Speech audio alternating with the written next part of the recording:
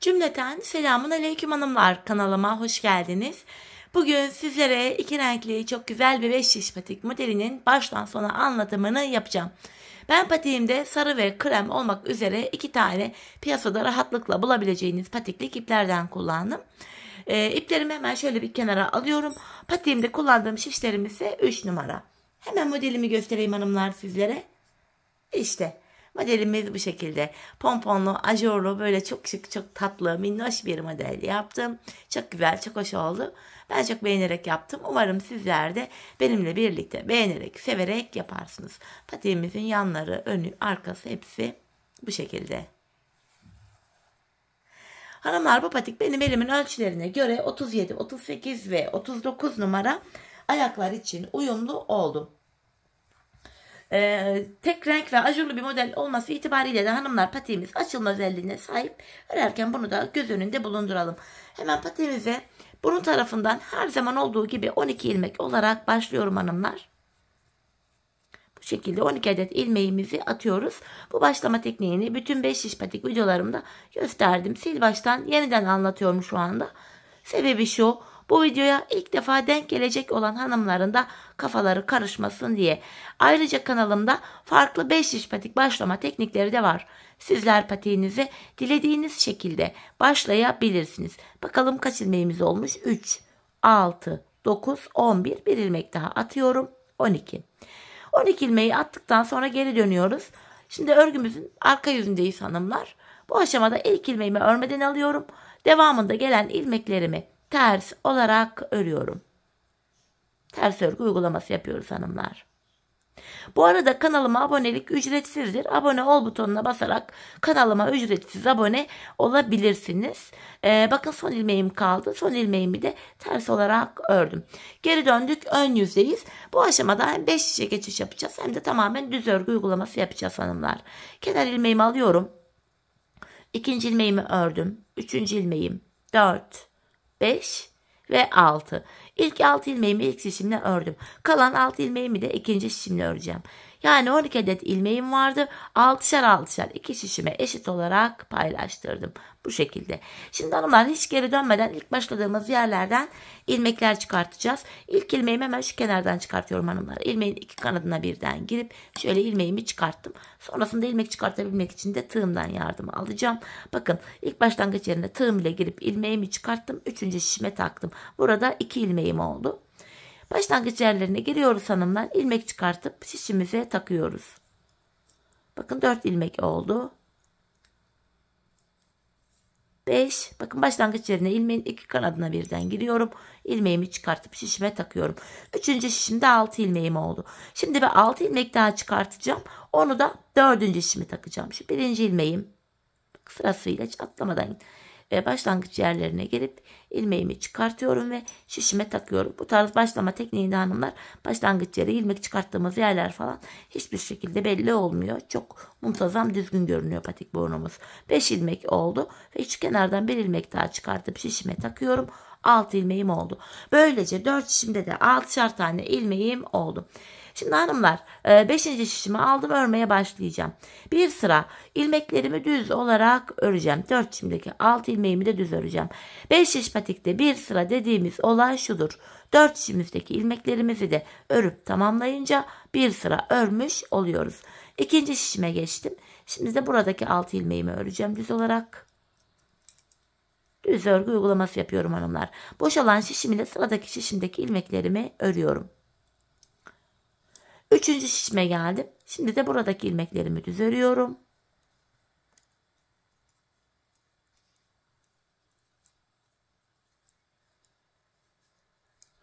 Dördüncü şişime geldim.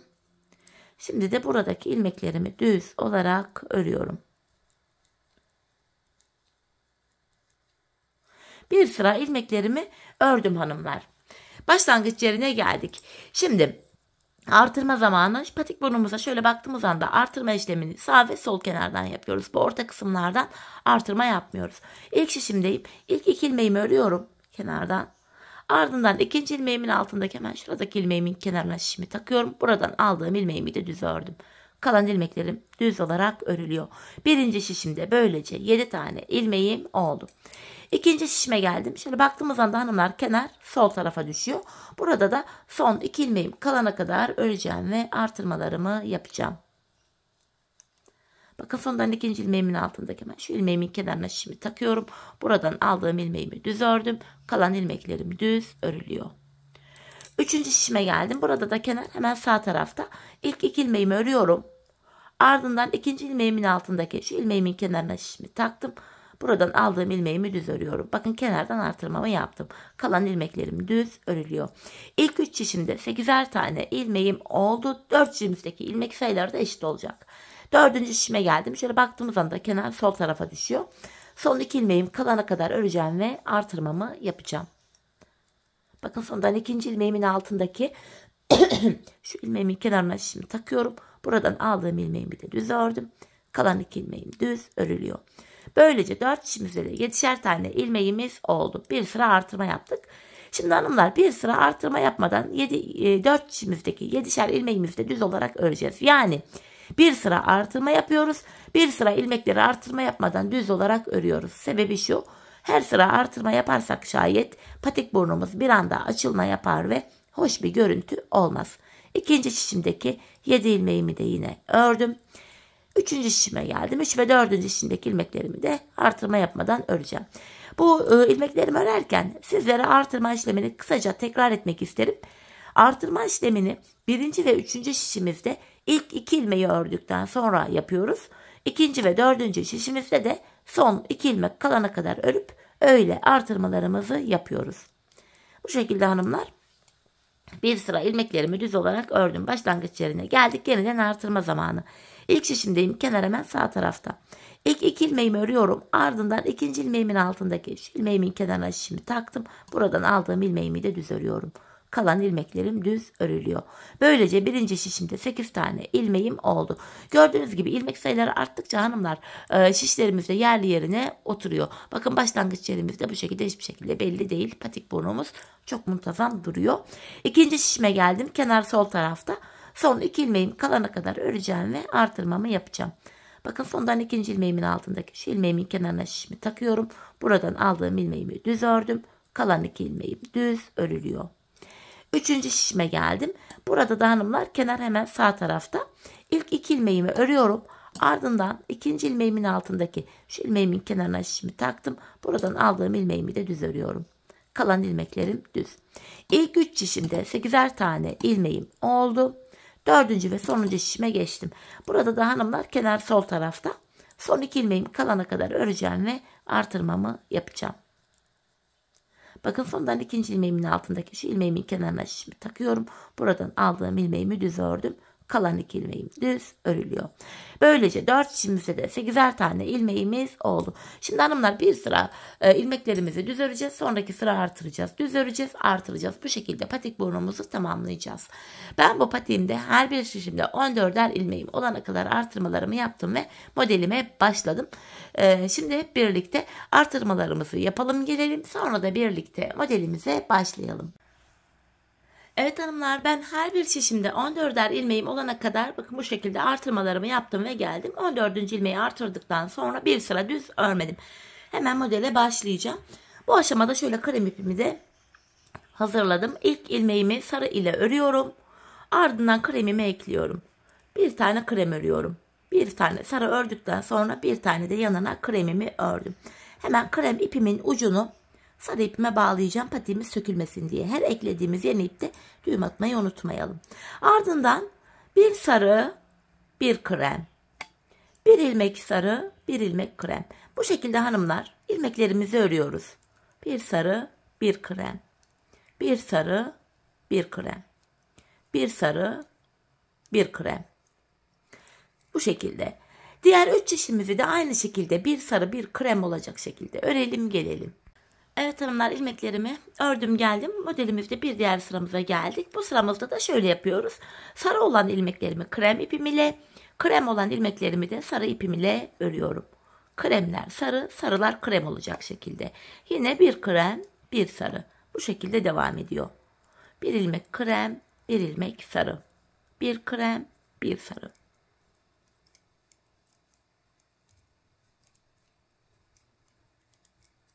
İşte bu şekilde hanımlar. Diğer 3 çeşimizi de aynı şekilde tamamlayıp gelelim. Evet hanımlar, ilmeklerimi ördüm ve geldim. Şimdi sarı ipimizi kullanmayacağız. İlmeklerimizin tamamını krem ipimizle öreceğiz. Sarı ipimizi de artık buraya kesip bağlayabiliriz. Çünkü modelin devamında krem ipimizi kullanacağız. Bu şekilde hepsini krem ile düz olarak örüyorum. Böyle hanımlar. Şimdi 4 şişimizdeki ilmeklerimizi de 2 sıra boyunca, 2 sıra derken 4 şişimizi bir kere dolanacağız. 1 sıra olacak. Bir daha dolanacağız. 2 sıra. Bu şekilde 2 sıra boyunca krem ipimiz ile düz olarak örelim ve gelelim. Evet hanımlar, ilmeklerimi 2 sıra boyunca krem ipim ile düz olarak ördüm ve geldim. Şimdi ajurlarımıza başlayacağız. Öncelikle hanımlar, ilk sırada buraya 3 tane V şeklinde ajurumuzu yapacağız. Şöyle ki ilk 5 ilmeğimi bu aşamada krem ipim ile düz olarak örüyorum. 5 ilmek düz örüyorum. Şu ikinci ilmeğim 3, 4, 5. Şimdi ilk ajurumu yapacağım. İpimi şişme şöyle bir kere doluyorum. Öndeki 2 ilmeğimi birlikte keserek örüyorum. İlk ajurumuzu yaptık. Şimdi kesim yaptıktan sonra 6 ilmek öreceğim. 1, 2, 3, 4, 5, 6. Şimdi ikinci ajurumu yapacağım. İpimi şişime bir kere doluyorum. Öndeki 2 ilmeğimi keseceğim. Bakın ikinci ilmeğimi ikinci şişinden alarak bu şekilde kesiyorum. Böyle. İkinci ajurumuzu yaptık. Şimdi devam ediyorum diğer şişimden. Yeniden 6 ilmek örüyorum. 2, 3, 4, 5, 6. İpimi şişime bir kere doluyorum ve öndeki 2 ilmeğimi birlikte keserek örüyorum. Şişimde kalan son 5 ilmeğimi de düz ördüm. 3 tane ajur modelimizin ilk sırasını böylece yaptık hanımlar.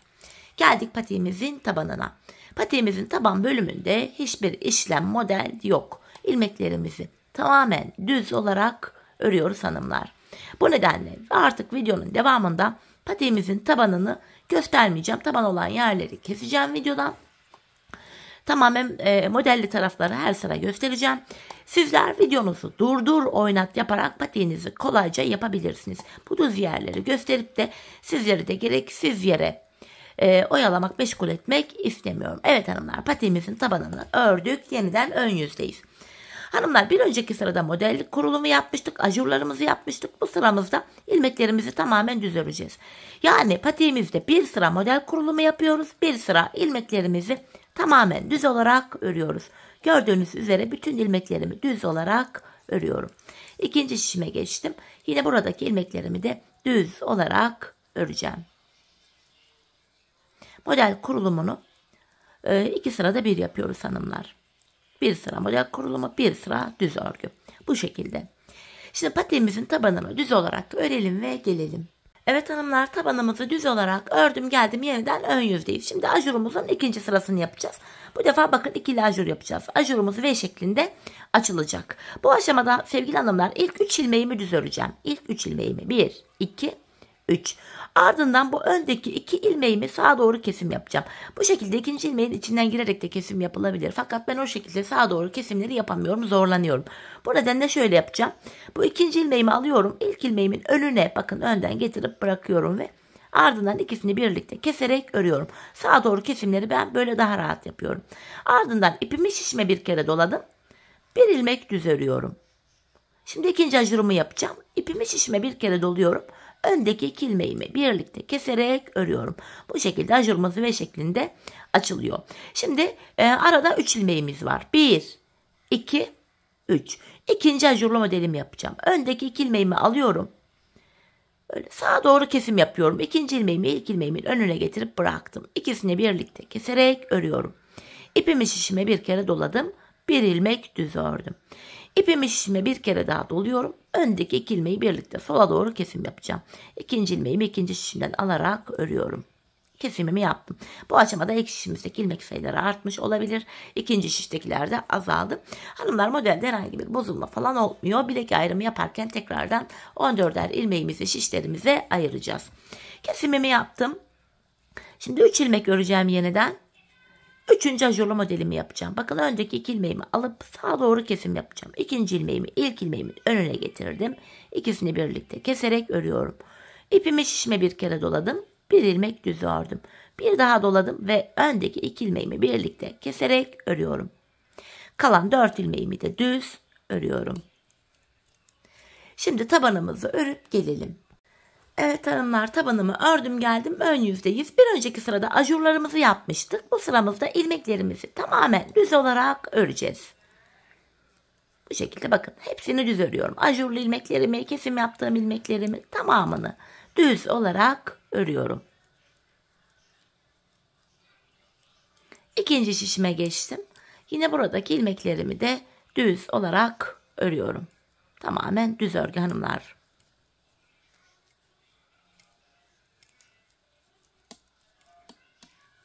Bu şekilde. Şimdi patiğimizin tabanını örelim ve gelelim. Evet hanımlar, patiğimizin tabanını ördüm geldim. Şimdi 3. ajurlarımızı yapacağız. Bakın bu sonuncu ajur sıramız. 3. ajurumuzda şöyle yapacağız. Öncelikle kenardan 2 adet ilmeğimi düz öreceğim. 1, 2. Ardından öndeki 2 ilmeğimi alıp sağa doğru kesim yapacağım. Yine 2. ilmeğimi alıyorum. İlk ilmeğimin önüne getirip bıraktım. İkisini birlikte keserek örüyorum. İpimi şişime bir kere doladım. 3 ilmek düz örüyorum. 1, 2, 3. Tekrardan ipimi şişime bir kere doladım. Öndeki 2 ilmeğimi keserek örüyorum. 3. ajurumuzu yaptık. Bu defa ajurlar arasında bir ilmek var. Bir ilmeğimi düz ördüm. Şimdi 2. ajurlu modelimi yapacağım. Öndeki 2 ilmeğimi alıyorum. İkinciyi ilkinin önüne getirdim. İkisini birlikte sağa doğru kesim yapıyorum. İpimi şişime bir kere doladım. 3 ilmek öreceğim. 1, 2, 3. Tekrar ipimi şişime bir kere doladım. Öndeki 2 ilmeğimi keseceğim. Yine ikinci şişimden bir ilmeğimi alıyorum buraya. Bu şekilde. Ardından 2. ajurlu modelimizde yaptık. Arada bir ilmeğim var. Bir ilmeğimi düz ördüm. Şimdi 3. ve sonuncu ajurlu modelimi yapacağım. Öndeki 2 ilmeğimi aldım. İkinci ilmeği ilkinin önüne bırakıyorum ve ikisini birlikte keserek örüyorum. İpimi şişime doladım. 3 ilmek öreceğim. 1, 2, 3. İpimi şişime bir kere daha doladım. Öndeki 2 ilmeğimi keserek örüyorum. Kalan 3 ilmeğimi de düz örüyorum. Sonuncu ajur sıramızı da böylece tamamladık. Tabanımızı örelim ve gelelim. Evet hanımlar, yeniden ön yüzdeyiz. Bir önceki sırada ajurlarımızı yapmıştık. Bu sıramızda ilmeklerimizi yine düz olarak öreceğiz. 3. ve sonuncu ajurumuzda hanımlar, ajurlu modelimiz bu kadar. Bir sonraki sırada da minik pomponlarımızı yapacağız. Bu şekilde ilmeklerimi gördüğünüz gibi düz örüyorum. İkinci şişime geldim. Yine buradaki ilmeklerimi de tamamen düz olarak örüyorum hanımlar. Bakın, ajurlu ilmeklerim dahil hepsini düz örüyorum. Bu şekilde. Şimdi tabanımızı örelim ve gelelim. Evet hanımlar, patiğimizin tabanını ördüm geldim. Şimdi sıra pomponlarımızda. Pomponumuz için şöyle sarı ipimi önüme hazırladım. Pomponlarımızı hanımlar yine tığ ile yapacağım ben. Buradaki pomponlarımızı tığ ile yapacağım. Şimdi hanımlar, öncelikle tam bu ajurumuzun tam ortasına buraya pompon yapacağız. İlk 5 ilmeğimi öreceğim. 1, 2, 3, 4, 5. Bakın, tam ortadaki ilk ajurumuzun hizasına üstündeki ilmeğime pomponumu yapacağım. Şöyle bu aşamada şöyle sarı ipimi alıyorum. Tığımı da elime aldım. Şöyle yapıyoruz hanımlar. Bu ilmeğimin içinden şöyle tığım ile sarı ipimle şöyle bir ilmek çıkartıyorum. Ardından bunu buraya sabitlemek adına bir tane zincir çekiyorum. Şöyle bir tane ilmek oluşturdum. Ardından ilmeğimi uzatıyorum. Hani lifte fıstık yapar gibi yapacağız hanımlar. İpimi tığıma bir kere doladım. Aynı ilmeğin içinden yine uzunca bir ilmek çıkarttım. İpimi tığıma doluyorum ve 3. kez yine uzunca bir ilmeğimi çıkarttım. İpimin ucunu tutuyorum ve bakın, şu ipimin ucunu tutuyorum. Bu 3 tane ilmeğimin hepsini birden tığım ile topladım. Bu tuttuğum ipin içinden bir ilmek geçirerek buradaki ilmeklerimi şöyle birleştiriyorum. Buraya fıstık oluşturduk. Şimdi hanımlar, pomponumuzu da şöyle yapacağız. Pomponumuz iç tarafa kaymasın, düzgün dursun diye bakın, arka taraftan şöyle giriyorum. Aynı ilmeğin içine tığım ile buradan şöyle sarı ipim ile bir ilmek çıkartıyorum ve tığımdaki 2 ilmeği birlikte topluyorum. Pomponumuzu böyle yapıyoruz hanımlar. Bu şekilde.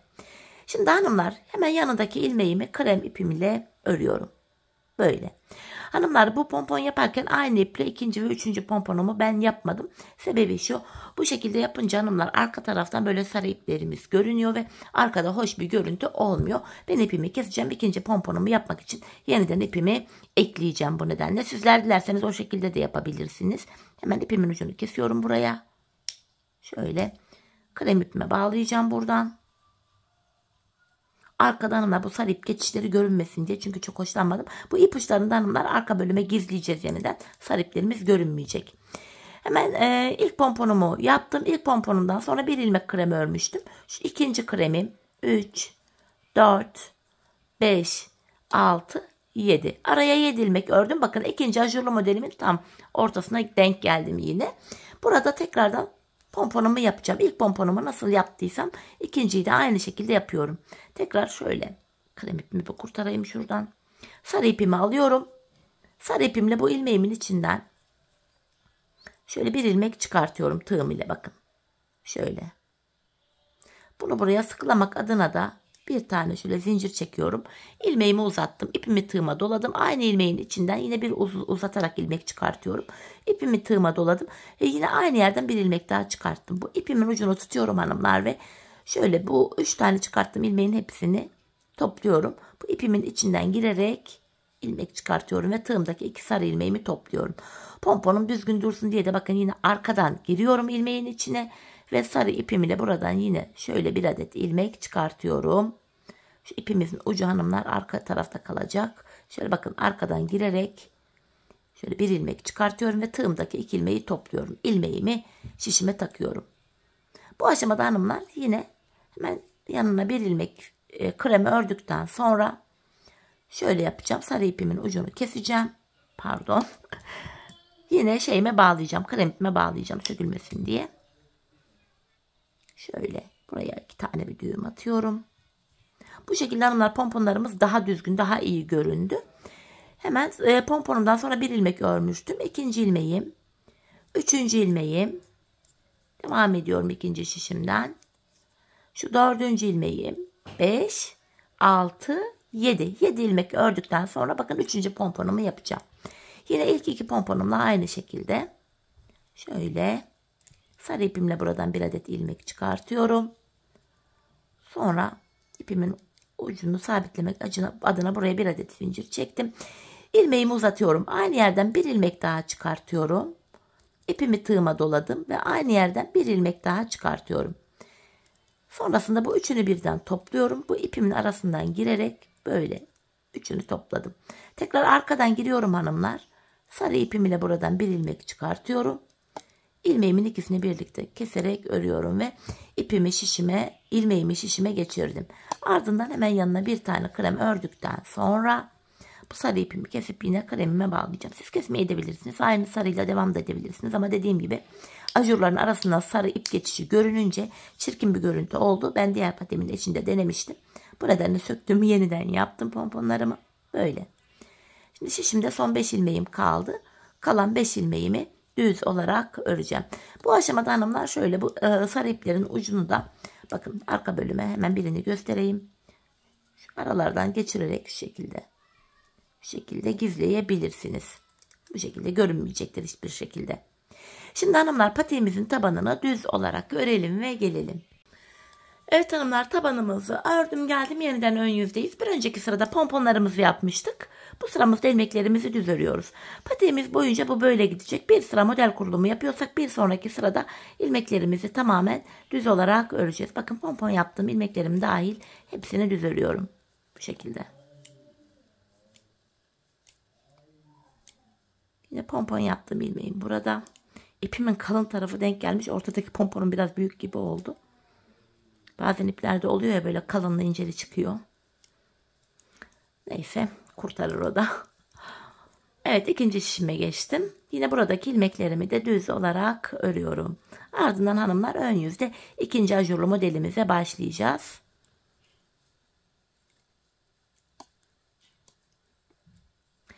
Şimdi tabanımızı örelim ve gelelim. Evet hanımlar, patiğimizin tabanını ördüm geldim, yeniden ön yüzdeyiz. Şimdi ikinci ajurlarımızı yapacağız bu şekilde. İkinci ajurumuz ikili ajur şeklinde olacak. İlk 3 ajurumuzun tam ortasına gelen yerlere ikili ajurumuzu yapacağız. İlk ajurumuzu yaparken 5 ilmek örüp öyle başlamıştık. İkinci ajurumuzu yaparken ilk 9 ilmeğimizi düz öreceğiz. 1, 2, 3, 4, 5, 6, 7, 8, 9. İlk 9 ilmeğimi ördüm. İpimi şişime bir kere doluyorum. İlk ajurumuzu nasıl yaptıysak diğerlerini de aynı şekilde yapacağız. İpimi şişime bir kere doladım. Öndeki 2 ilmeğimi keserek örüyorum. Yine ajurlu modelimiz arasında 6 ilmeğimiz var. 1, 2, 3, 4, 5, 6. 6 ilmeğimi ördüm. Hemen ikinci şişimde ikinci ajurlu modelimi yapacağım. İpimi şişime bir kere doluyorum. Öndeki 2 ilmeğimi birlikte keserek örüyorum. Kalan ilmeklerimi de düz olarak örüyorum. İlk ajurumuz üçlüydü. Şimdiki ikinci ajurumuz da ikili. Şimdi tabanımızı örelim gelelim. Evet hanımlar. Tabanımı ördüm geldim. Şimdi ön yüzdeyiz. Bir önceki sırada ajurumuzu yapmıştık. Bu sıramızda yine ilmeklerimizi tamamen düz olarak örüyoruz. Hepsini düz öreceğiz. Bir sıra ajurlu model yapıyorduk. Bir sıra ilmekleri düz örüyorduk.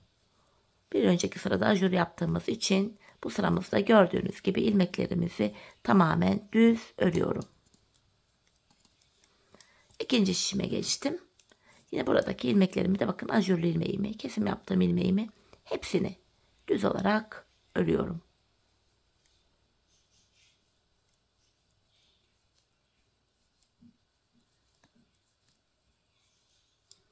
Tabanımızı örelim gelelim. Evet hanımlar, tabanımı ördüm geldim. Şimdi ikili ajurumuzu yapacağız. Bu aşamada ilk 7 ilmeğimi düz öreceğim. 1, 2, 3, 4, 5, 6, 7. Ardından ajurumun önündeki 2 ilmeğimi hanımlar alıyorum. Sağa doğru kesim yapacağım. Yine ikinci ilmeğimi ilk ilmeğimin önüne getirdim. İkisini birlikte keserek örüyorum. İpimi şişime bir kere doladım. Bir ilmek düz ördüm. İpimi şişime bir kere daha doluyorum. Öndeki 2 ilmeğimi birlikte keserek örüyorum.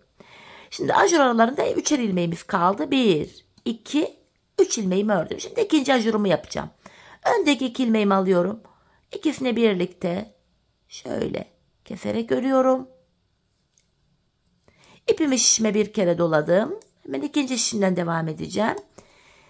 Bir ilmek düz örüyorum. Tekrar ipimi şişime bir kere doluyorum. Öndeki 2 ilmeği birlikte keserek örüyorum. İkinci ajurumu da yaptım. Kalan ilmeklerimi düz olarak örüyorum.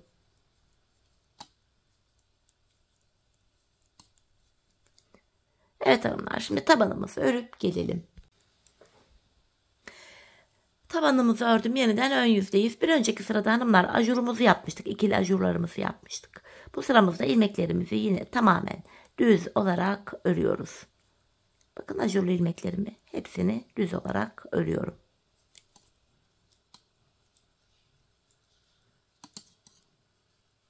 Diğer şişime geçtim. Yine buradaki ilmeklerimi düz örüyorum.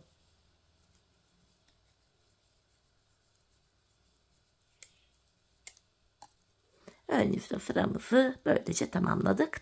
Şimdi tabanımızı örüp gelelim. Evet hanımlar, tabanımızı ördüm geldim, yeniden ön yüzdeyiz. Üçüncü ajurlarımızı açacağız şimdi. Bu aşamada ilk 6 ilmeğimi düz öreceğim. 1, 2, 3, 4, 5, 6. Ardından bakın ajurumdan önceki 2 ilmeği. İkisini yine alıyorum. İkinci ilmeğimi ilk ilmeğimin önüne getirdim. İkisini birlikte keserek örüyorum. İpimi şişime bir kere doladım. Arada 3 ilmeğim var. 1, 2, 3. Tekrar ipimi şişime bir kere doluyorum. Öndeki 2 ilmeğimi birlikte keserek örüyorum. Arada bir ilmeğimiz kaldı. Bir ilmeğimi düz ördüm. Yeniden hanımlar ikinci ajurumu yapacağım hemen. Öndeki 2 ilmeğimi alıyorum. İkisini birlikte keserek ördüm. İpimi şişime bir kere doluyorum. Şimdi 3 ilmek öreceğim. 1, 2, 3. Tekrar ipimi şişime bir kere doluyorum. Öndeki 2 ilmeğimi birlikte keserek örüyorum. Kalan ilmeklerimi de düz olarak örüyorum ve 3. ajur sıramı da böylece tamamlıyorum. Şimdi tabanımızı örelim ve gelelim. Evet hanımlar, tabanımı ördüm geldim, ön yüzdeyiz. Bir önceki sıramızda ajurlarımızı yapmıştık. Bu sıramızda ilmeklerimizi tamamen düz olarak öreceğim. Hepsini düz örüyorum.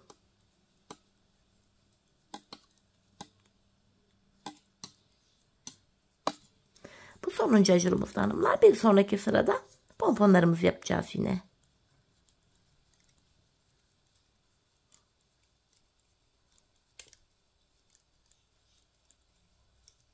Şimdi tabanımızı örüp gelelim. Evet hanımlar, yeniden ön yüzdeyiz. Bu sıramızda yine pomponlarımızı yapacağız. İpimi ve tığımı yine hazırladım. Bu aşamada yine bu ajurumun tam tepesine buraya pomponumu yapacağım. İlk ajurumun tepesine. Yine ilk 9 ilmeğimi öreceğim.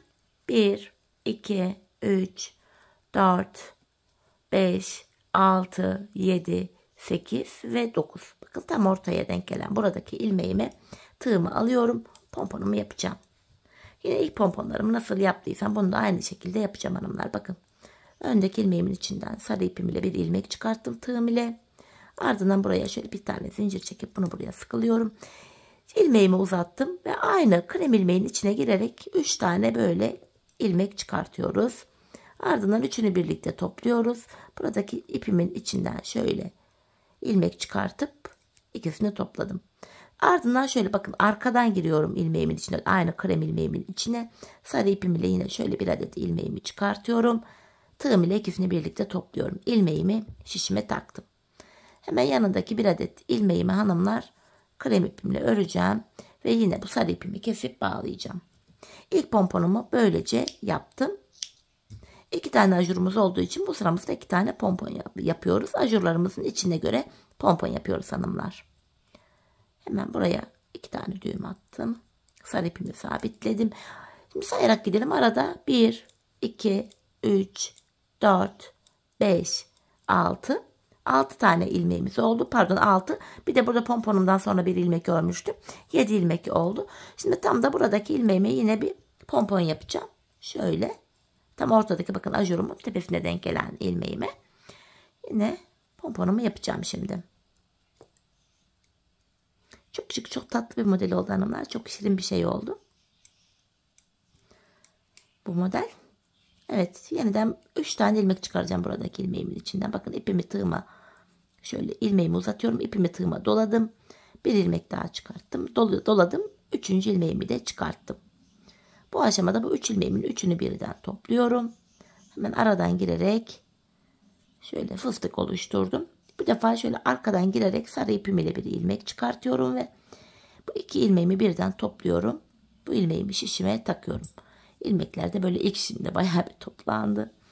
Neyse toplansın, sorun değil. Ardından hemen yanında bir tane krem ilmeğimi öreceğim. Ördükten sonra bu sarı ipimin ucunu hanımlar kesip kremime bağlayacağım.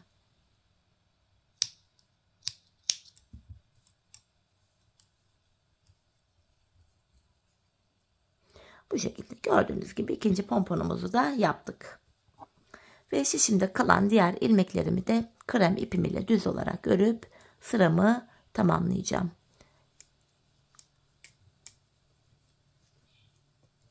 Böyle. Şimdi tabanımızı örüp gelelim. Evet hanımlar, tabanımı düz olarak ördüm geldim, ön yüzdeyiz. Yine bir önceki sırada pompon yaptığımız için bu sıramızda ilmeklerimizi tamamen düz olarak örüyoruz hanımlar. Bu arada bayağı ilmeklerimiz bir şişimize kaydı. Hani sizinki de eğer böyle olduysa hiç endişelemeyin hanımlar. Hemen bu iplerimizi yine gizleyeceğiz. Arkada böyle görünmeyecek. O da gözünüzü korkutmasın. Böyle ilmekleriniz sizin de kaydıysa endişelenmeyin. Bilek ayrımında toparlayacağız hepsini. Bir diğer şişime geldim. Yine buradaki ilmeklerimi de düz olarak örüyorum. Aslında modelimizin hepi topu bu kadar hanımlar. Fakat kafanız karışmasın diye ön yüzde yine üçlü ajurlu modelimizin kurulumunu size bir kere daha anlatacağım. Ama öncesinde tabanımızı örelim ve gelelim. Evet hanımlar, tabanımızı ördüm geldim. Modelde sil baştan aynı yere geldik. Bakın hanımlar, ilk üçlü modelimizi yaptık ajurlu. Sonra ikiliyi yaptık. Tekrardan aynı şekilde üçlü modelimizi yapacağız. İlk üçlü modeli nasıl yaptıysak bu ikinciyi de aynı şekilde yapacağız hanımlar. Kafanız karışmasın diye ilk kurulumunu size anlatmak istiyorum yeniden. İlk modelimizi yaparken 5 ilmek düz örmüştük kenardan. 1, 2, 3, 4, 5. İpimi şişime bir kere dolamıştım ve öndeki 2 ilmeğimi kesmiştim. Ajurlu modelimiz arasında 6 ilmeğimiz vardı. Şimdi 6 ilmek örüyorum. 1, 2, 3, 4, 5, 6. Tekrardan ipimi şişime bir kere doluyorum. Öndeki 2 ilmeğimi keserek örüyorum. İkinci ajurlu modelimizi de kurduk buraya. Tekrardan arada 6 adet ilmeğim var. 1. Hemen bu ilmeğim kaçtı kız. Vallahi böyle tam güzel güzel anlatırken Ama yok, videoyu silmeyeceğim.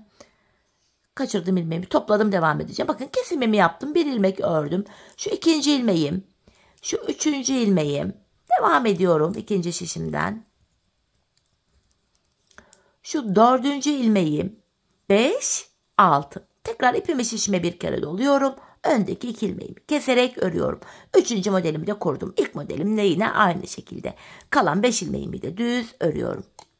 Kafanız karışmasın diye bunu da sizlere göstermek istedim hanımlar, bu şekilde. Şimdi üçlü olacak şekilde hanımlar bu ajurlarımızı tamamlayacağız. Ajurumuzdan sonra yine 3 tane pomponumuzu yapacağız. Pompondan sonra yine bir sıra düz örüp dördüncü ajurlu modelimizi başlatacağız. Dördüncü ajurlu modelimiz de yine ikili olacak. Bu ikili modelimizde hanımlar, bu ilk ikili modelimizi yaptığımız şekilde yapabilirsiniz. Kafanız karışacak olursa videonun bu ikili bölümüne gelerek izleyerek bu sonuncu ikili ajurlu modelimizi de rahatça kurabilirsiniz. Patiğimin ön bölümüne zaten 4 sıra ajurlu model kurdum. 1, 2, 3 ve 4. Dördüncü ajurlu modelimde pomponum bittikten sonra hanımlar yine 4 dişimizdeki ilmeklerimizi de bir sıra düz ördüm. Ardından da bilek ayrımını yaptım. Şimdi hep birlikte patiğimizin ön bölümünü bu şekilde tamamlayalım. Gelelim, ardından da birlikte bilek ayrımını yapalım. Evet sevgili hanımlar, patiğimin ön bölümünü tamamladım ve geldim. Sonuncu pomponumdan sonra yine bir sıra 4 dişimdeki ilmeklerimi düz ördüm. Bu aşamada ilmeklerimi tekrardan 14-14 olarak iki şişime eşit olarak paylaştırdım. Bilek ayrımını düzgün ortalı bir şekilde yapabilelim diye. Şimdi hanımlar bilek ayrımını yapacağız. Öncelikle ön yüzde ilk şişimdeyim. İlmeklerimi son bir ilmeğim kalana kadar düz olarak örüyorum.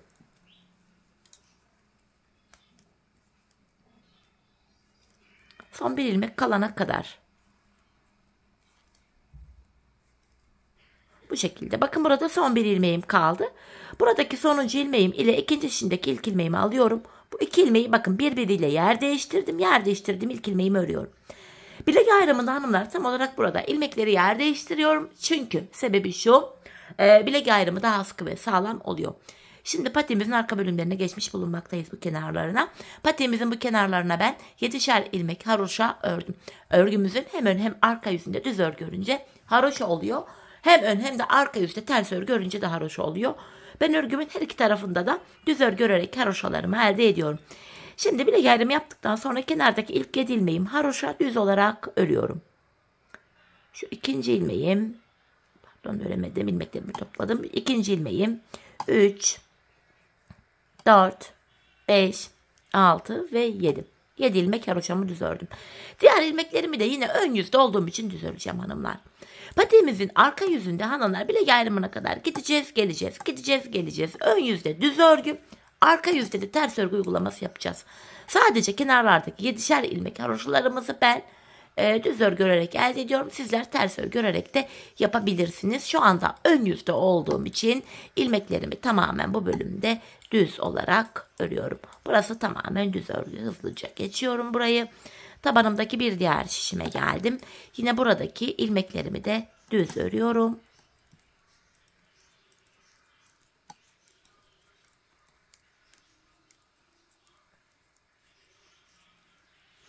Bilek ayrımı yaptığım son şişime geldim. Yine buradaki ilmeklerimi de düz öreceğim. Arka yüze dönünce bilek ayrımından sonra ilmekleri arka yüzde ters öreceğiz hanımlar. Bakın son 7 ilmeğim kaldı. Son 7 ilmeğim haroşa olduğu için yine bunları da düz olarak örüyorum. Bilek ayrımından sonra hanımlar geri döneceğiz artık. Bakın arka yüzdeyiz. Bilek ayrımına kadar gideceğiz, geleceğiz. Patiğimizin arka bölümü artık bu şekilde yapılacak. Öncelikle hanımlar ben sonuncu ilmeğimi ördüğüm için kenar ilmeğimi, ilk ilmeğimi örmeden alıyorum. Kenar ilmeğimle birlikte toplam 7 adet ilmeğimi düz örüyorum. Bakın şu dördüncü ilmeğim. 5, 6, 7. Bu şekilde kenarda bakın bir diş haroşamız oluştu bile. Kalan ilmeklerimi de arka yüzde olduğum için ters olarak örüyorum hanımlar. Taban bölümündeki bir diğer şişime geçtim. Yine arka bölümde olduğum için, arka yüzde olduğum için yine buradaki ilmeklerimi de gördüğünüz gibi ters olarak örüyorum. Arka yüzde ters örgü uygulaması yapıyoruz çünkü. Yine yine tabandaki bir diğer şişime geldim. Yine buradaki ilmeklerimi de ters öreceğim. Patiğimizin arkası sadece bundan ibaret hanımlar. Bilek ayrımına kadar gideceğiz geleceğiz. Ön yüzde düz, arka yüzde ters öreceğiz. Sadece kenarlardaki 7'şer ilmek haroşalarımızı haroşa olarak örmemiz gerekiyor.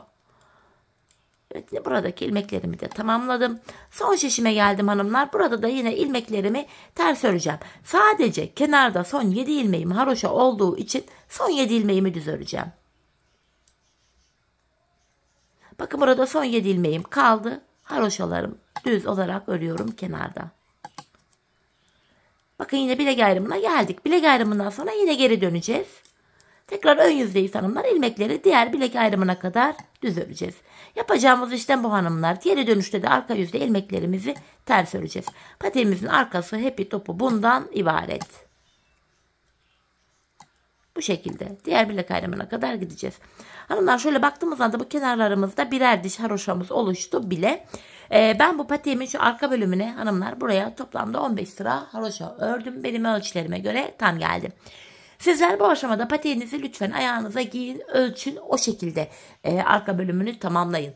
Çünkü herkesin elinin örgüsünün sıkılığı, gevşekliği, kullandığı şişi, ipi, hani aynı marka ip bile yani farklı paketlerde inceli kalınlığı çıkabiliyor.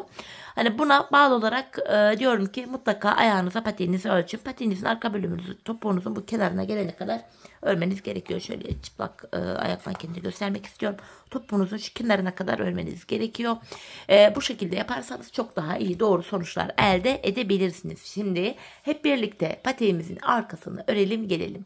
Sonra da birlikte topuğumuzu kesmeye başlayalım. Evet hanımlar, patiğimin arka bölümünü tamamladım ve geldim. Şimdi topuğunu keseceğiz. Videonun bu bölümü akşam saatine denk geldiği için görüntü biraz karanlık gibi galiba. Neyse, hoş görün siz beni. Hanımlar, bu aşamada bilek ayrımından sonra bakın şu bölüm genişlediği için şöyle ilmeklerin hepsi, bakın şöyle göstereyim, tek şişte toplanacak duruma geldi. Bakın böyle tutunca dümdüz duruyor. Ben bu aşamada bana topuk kesiminde kolaylık sağlasın diye ön yüzden baktığımız anda bu sol tarafa 24 adet ilmeğimi ayırdım. Kalan ilmeklerin hepsini de şu sağ şişime aktardım. Şimdi birlikte topuğumuzu yapacağız. Patiğimizin topuk bölümünde kenardaki 7 ilmek haroşamızı yine haroşa olarak öreceğiz hanımlar. Model bütünlüğü sağlansın diye. Şöyle 7 ilmek haroşamı örüyorum. Ardından ön yüzdeyim. Düz olarak ve sayarak ilmeklerimi örmeye devam edeceğim. 7 haroşamı örmüştüm. 8, 9, 10, 11, 12, 13, 14, 15, 16, 17, 18, 19, 20, 21, 22, 23. İlk 23 ilmeğimi normal düz olarak ördüm. 24. ilmeğimi örerken öndeki 2 ilmeği böyle birlikte keserek örüyorum. 23 ilmek ördüm. 24. de kesim yaptım. Zaten bu sol tarafa da 24 ilmek ayırmıştık. Topuğumuz için orta kısma baktığımız anda burada da 7 ilmeğimiz kaldı. Buradaki 7 ilmeğimiz her seferinde birer birer eksilecek, bitecek ve böylece patiğimizin topuğu oluşacak. Şimdi yapacağımız işlem şu. Kesimimizi yaptıktan sonra her defasında geri döneceğiz. Şimdi kesim yaptığım bu ilmeğimi örmeden alıyorum. Diğer ilmeklerimi bakın arka yüzde olduğum için ters olarak örüyorum. Sadece kenardaki son 7 ilmeğim haroşa olduğu için son 7 ilmeğimi düz olarak öreceğim. Bakın hanımlar, son 7 ilmeğime geldim. Haroşa olduğu için bunları düz olarak örüyorum. Geri dönüyorum. Ön yüzdeyiz yine. Bu aşamada yine hanımlar bir önceki sırada yaptığımız işlemin aynısını yapacağız. Yani ilk 23 ilmeğimizi öreceğiz. 24.'yü örerken öndeki 2 ilmeği keseceğiz. Yine 7 haroşamı ördüm. Sayarak devam ediyorum. 8, 9, 10, 11, 12, 13, 14, 15, 16, 17, 18, 19, 20, 21, 22, 23 ilmeğimi ördüm. 24. ilmeğimi örerken öndeki 2 ilmeğimi birlikte keserek örüyorum. İkinci kesimimi yaptım. Her defasında ilk 23 ilmeği örüyoruz. 24. örerken kesim yapıyoruz. Bir önceki sırada bu ortada 7 ilmeğimiz vardı. Şimdi baktığımız anda bir ilmek eksildi. 6 ilmek kaldı. Şimdi yapacağımız işlem şu. Tekrar geri döneceğiz. Arka yüzde ilmekleri sıra sonuna kadar öreceğiz. Ön yüzde tekrardan ilk 23 ilmeği öreceğiz. 24. örerken kesim yapacağız. Biz bu kesme işlemini buradaki son 6 ilmeğimiz birer birer eksilip bitene kadar devam edeceğiz. Şimdi hep birlikte patiğimizin topuk bölümünü bu son 6 ilmeğimiz bitene kadar sizlere tarif ettiğim gibi örelim ve gelelim. Evet hanımlar, patiğimin topuğunu sizlere tarif ettiğim gibi kestim ve geldim. Şimdi ilk başta 24 ilmek ayırmıştık bu sol tarafa. Şimdi de 24 ilmeğim kaldı. Yani her iki şişimizdeki ilmek sayıları da birbirine eşit. Bu aşamada patiğimin düz tarafı içeride, ters tarafı da dışarıda olacak şekilde böyle ikiye katlıyorum. Ben tığ ile kolay kesim yapabildiğim için tığımı elime aldım. Herhangi bir tığla kesim yapabilirsiniz. Numarası çok da önemli değil. İlk kesimim şöyle. Benden taraftaki şişten bir ilmek, ikinciden de bir ilmek alıyorum. İkisini birlikte keserek örüyorum. Diğer kesimlerimi de şöyle yapacağım. Benden taraftaki şişten bir ilmek, diğer şişten de bir ilmek alıyorum. İkinci şişten aldığım ilmeği ilkinin içinden geçiriyorum. Tığımdaki ilmekleri topluyorum. Yine aynı şekilde devam edeceğim. Benden taraftaki şişten bir ilmek, ikinciden de bir ilmek alıyorum. İkinci ilmeği ilkinin içinden geçirdim. Tığımdakileri topladım. Benden taraftan bir ilmek, ikinciden de bir ilmek, ikinciyi ilkinin içinden geçirdim. Tığımdaki ilmeklerimi topluyorum. Karşılıklı olarak şişlerimizden birer tane ilmek alıyoruz ve ikinci şişten almış olduğumuz ilmeği ilk şişten aldığımız ilmeğin içinden geçiriyoruz. Tığımızdaki iki ilmeği topluyoruz hanımlar. Kesme işlemini bu şekilde gerçekleştiriyoruz. Böyle. Kalan ilmekleri de aynı şekilde keselim ve gelelim. Evet hanımlar, ilmeklerimi kestim. Bakın şişlerimde son ikişer ilmeğim kaldı. Yine buradaki ilmeklerimi de alıyorum. İkinciyi ilkinin içinden geçirdim. Tığımdaki ilmeklerimi topladım. Son birer ilmeğim kaldı. Yine aynı şekilde bu ikinci ilmeğimi ilkinin içinden geçiriyorum. Artık şişlerim de boşa çıktı. Tığımdaki iki ilmeği birden keserek örüyorum. Buraya 2 tane sıkı bir zincir çekip ipimi kesiyorum hanımlar. Topuğumuza bakmadan hemen önce ipimizi de gizleyelim. Hanımlar, patiğimizin ana rengi kremdi. Kremimiz bir ipten yetiyor. Bir ip yetiyor da artıyor bile. Hani ip yetişecek mi diye bir endişeniz olmasın. Zaten bu sarı ipimiz de sadece pomponlarda ve burun kısmında kullandık. Yetişiyor. Hemen bakalım topuğumuza, bakın. Topuğumuz bu şekilde. Gayet güzel, tek taraflı, şık bir kesim oldu. Patiğimi hemen manken ayağıma giydirmek istiyorum hanımlar. Ajurlu modeller ayakta daha güzel kendini gösteriyor çünkü. Çok güzel, şık, böyle cici bir model oldu. Bu tarz model sevenler için de güzel, hoş bir fikir oldu diye düşünüyorum. Bu şekilde. Bakın hanımlar, patiğimiz böyle. Akşam biraz ışıkta nasıl görünüyor şu an bilemedim ama patiğimizin duruşu, şekli, şemali bu şekilde. Gayet şık, tatlı, hoş bir model oldu.